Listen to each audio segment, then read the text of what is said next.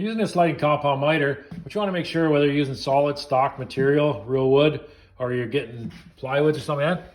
If your plywood's bent, and there's a space there, when you go to cut it, what's going to happen is it's going to come down and it's going to pinch on the blade, which is going to cause it to bind and it's going to kick back. So you want to make sure that basically you don't have a gap in here. If you want to get around that, you can flip it over. And you're going to see that there's no gap underneath it right here. Will it rock? Yes, it will. But as long as it's touching down there and basically this part of your bow is sitting down, it shouldn't kick. So like I say, if you can put it and flip it over like that, it will cut better. And like I say, it won't bind on you.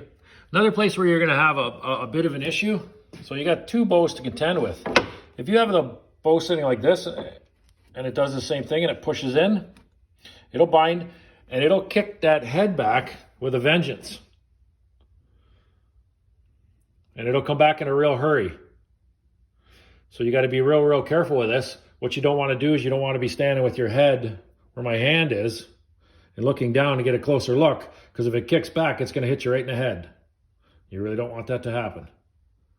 And like I say, when it comes back at a high rate of speed, and it's not a real comfortable feeling. You don't really want to do that to yourself. So what you can do is you can either flip this around.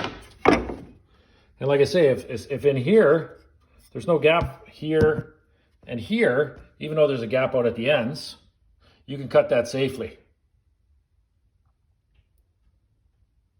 Another way to prevent it, if you're not sure exactly what the bow is, what you can do is you can put a piece in behind, like this, especially on a long piece.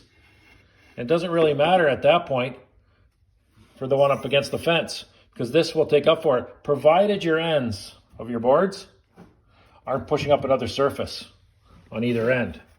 If it is, then it could still bind on you. But this is a great trick, and you want to make sure that that's up against the fence, not on the backer board here, because this one's slightly back.